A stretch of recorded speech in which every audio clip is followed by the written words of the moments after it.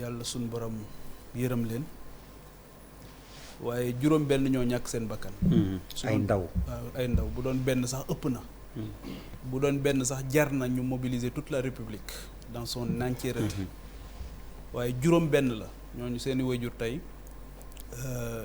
ci lu metti la ñuy fanaan waaye li ma doon wax fii keroog bi ñu rayee xale boobu tudd Ngalgu Njaay ma ne tant que bu nit dee kenn ku ci nekk doo ko yëg ci sa chair mel ni sa biir kër la xewee tant que loolu amut dara du gêné dootuñu gêné xam nga keroog gis nañ Ziguinchor la fa xew dóorante fa ba deret tuuru waaye fi mu ne dafa mel ni daal jàll nañ ci leneen sans problème te bakkan mënoon na fa rot keroog.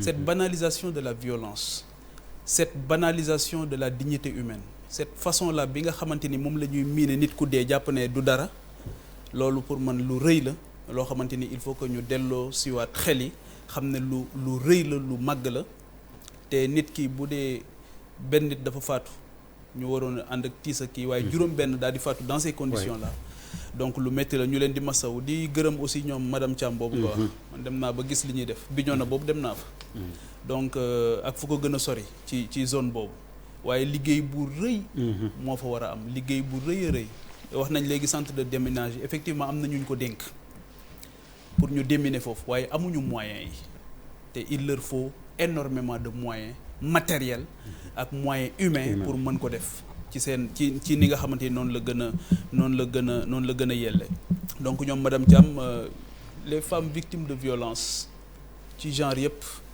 ak man dem naa ba ci centre bi nga xamante ni foofu la ñuy dajale ay nit yu xamante ni wax dëgg ñàkk nañ espoir ci dund ci lépp ñu dajale leen di ci def liggéey bu am solo donc moom moo koy jiite ak yeneen bonne volonté yu nekk foofu di leen jàppale dans des conditions pas du tout évidentes waaye daal ñoo ngi masawaat famille yëpp di ñaan suñu borom ñu xare leen àjjana.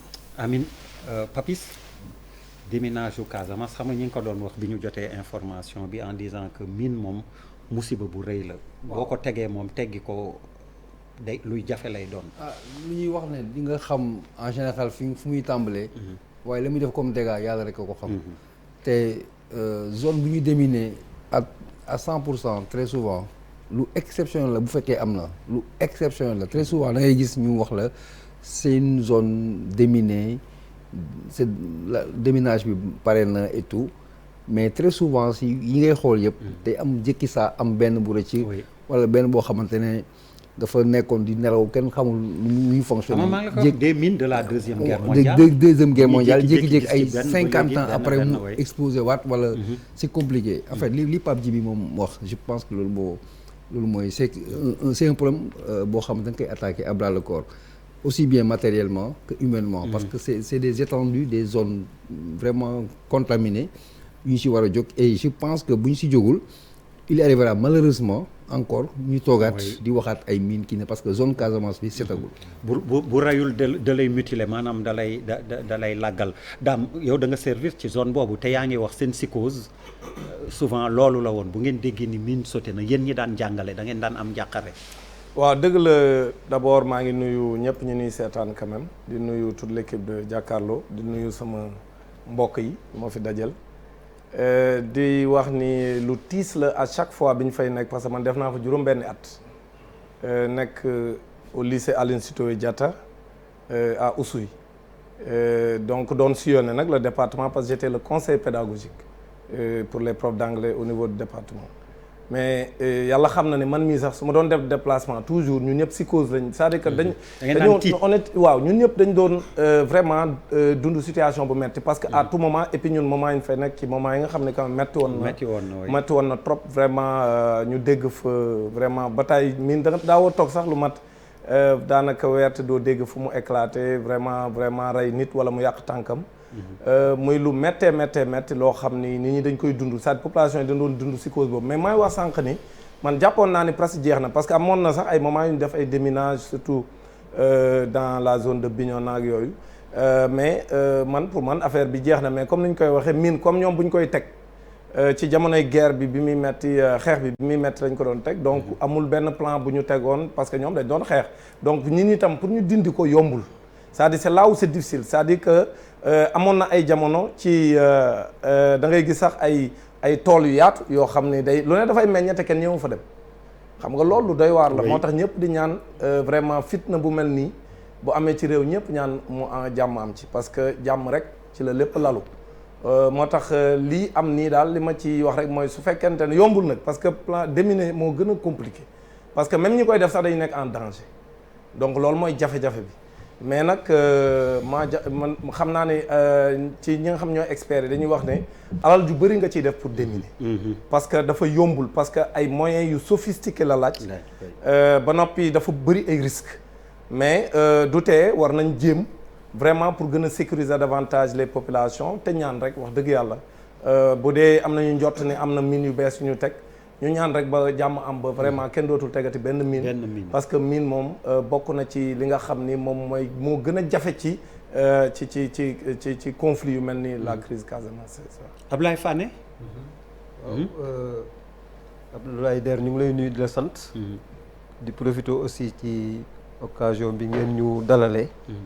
di nuyu animateurs yi jàkkaarloo ak seen invité yi wàllu ndell googu ngeen di wax tamit effectivement dañuy tiislu di ñaanal ñi nga xam ne dañoo génn àddina yàlla xare leen àjjana aussi peut-être di wax ne rek maa ngi fàttaliku amoon na benn centre bu newoon foofu centre anti-mine à Ziguinchor dafa naa ne xamoon nañ ko te gisoon nañu aussi seen taxawaay ci zone Casamance boobu yëpp ñu fa daal liggéey yenn saa daan nañu wane ci télévision yi liggéey bi ñuy def ak ni ñuy defee bay détecter mine yi dama xamut nag ba tey ndax mu nga fa ba tey en tout cas liñ ciy wax rek moom mooy comme ni ko ñëpp waxee man du ma spécialiste ci domaine boobu mais ñëpp xam nañ ne moom dafa jafe pour di détecter ay mine fexe ba dal di leen exploser loo di ñaan rek autorités yi ñu bàyyi ci xel parce que am na nu muy demee comme ni nga ko waxee léegi depuis la deuxième guerre mondiale bu ñu toogee ba léegi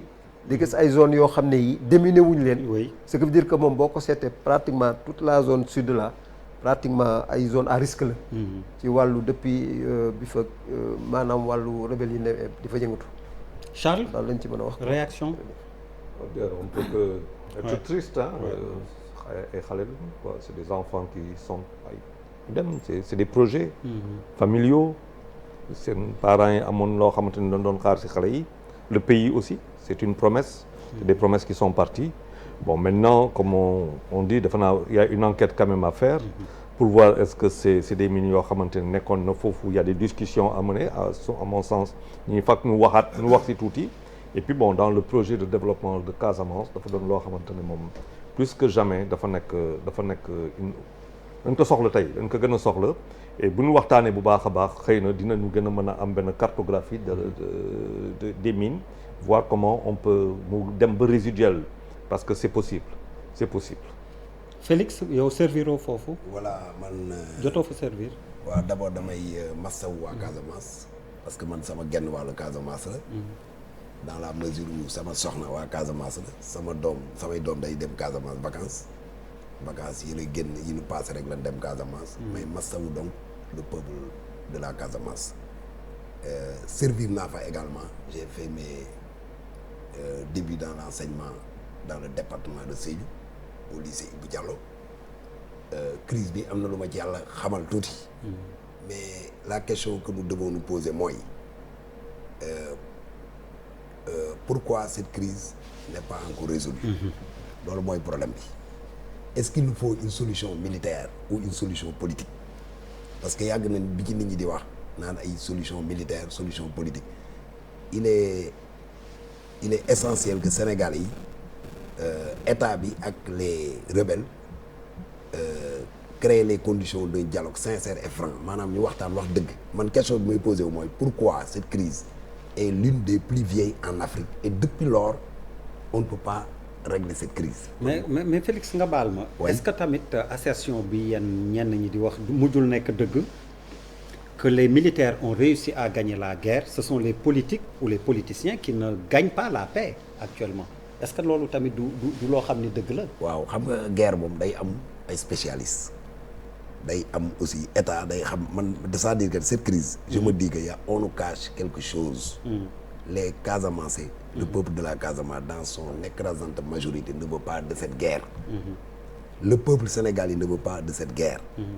Pourquoi depuis des lustres on ne peut pas régler donc la crise de la Casamance? Voilà une question qu'on doit poser à l'État. Voilà une question qu'on doit poser aux rebelles. Il propose un Voilà thème, une question. Papis. Ça c'est une question. Les Sénégalais ont envie de savoir, ont besoin de savoir. Ouais.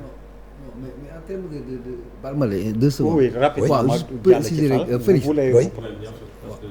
Non, vas-y, Papis. Non, Après, mais après est-ce que- Fall. waaw vas-y. c'est dafa am ay similitudes en termes de rébellion. c'est bu fekkee da nga jéggi bu Casamance bi xam nga Casamance yàgg la trop si ñun.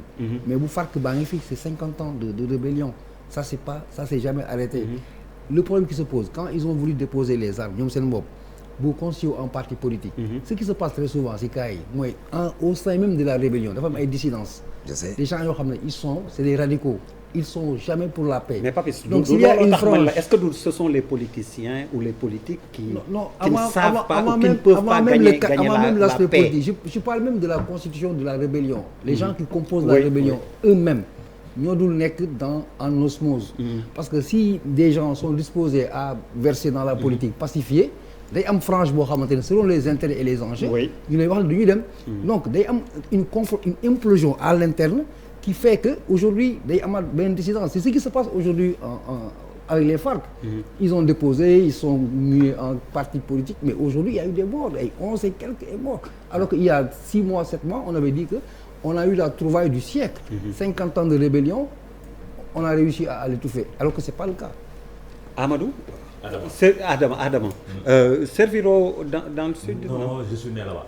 Ah, c'est encore mieux. Je suis né suma yaay sumay maam jóge Bignona. Donc guerre bi mu am lu ñu xañ ñun. C'est d'être privé de voir nos parents pendant 40 ans. Parce que dafa am lu mu wàññi ci ñun. En tant que ñi nga xam ni dañu bokk foofu. Donc suñu gisee benn brin de paix mu am ba ñu mun suñuy doom mun a dem di fa dem vacances di dellu si. Suñu déggee ni am na ñu daanu ci ay mines. Ça nous fait peur, ça nous rassure plus. Parce que nous avons une paix armée. Parce que la paix est gérée par les militaires. Donc dañuy saluer le travail extraordinaire que l'armée a fait dans cette zone-là pour permettre à beaucoup de familles de retourner chez eux. Parce que aussi guerre bi taxoon na ñu bëri daw, n'est-ce pas? Mais li ñuy ñaan ñun surtout ñi nga xam ne dañ fa dëkk sama jabar dëkk ma juddoo fa am fay mbokk ñu denc fa samay mbokk samay maam jàmm la ñuy ñaan.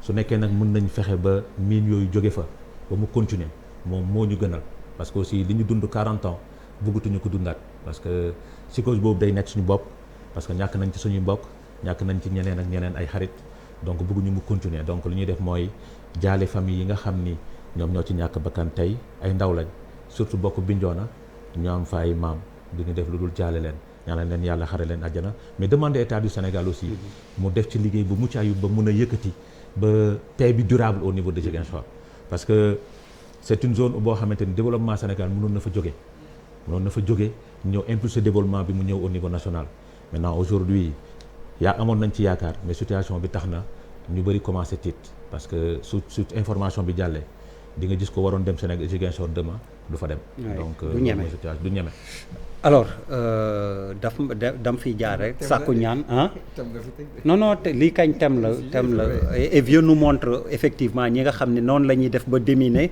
avec beaucoup de risques léeg-léeg kiy déminer day jékki-jékki mu tëb ci kawam c'est arrivé oui buuba affaire bi dafa metti wuy ma buuba dafa metti ba daf ma ne may ma bañ ci wax alors donc musuma la ko wax. loo ma liyaar da ngeen dégg moo ko lool. boo ma liyaaratee dootuma la faale. yéen ñi fi nekk nii xanaa bu ma waxoon dara ngeen dégg ko. ma ni waaye di ma taxal waay. waxuma dara da nga ma bañ a jox kii bi rek mais grand comme kii nga ko ba pëlee kañ continuer.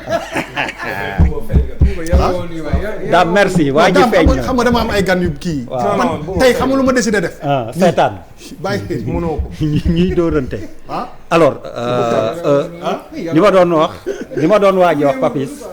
dama doon waaj a sàkku vraiment ñaan pour ñi nga xam ne ñëpp loru nañ ci muy Casamance ci mine yi muy feneen ñu ñaanal leen vraiment yàlla xaare leen àjjana ak ñi nga xam ne ñëpp dañ ci loro jëlee ci laago mu yam fii it ci kàttanu borom bi mën na ne ndax dañu passé bés boo xam ni bés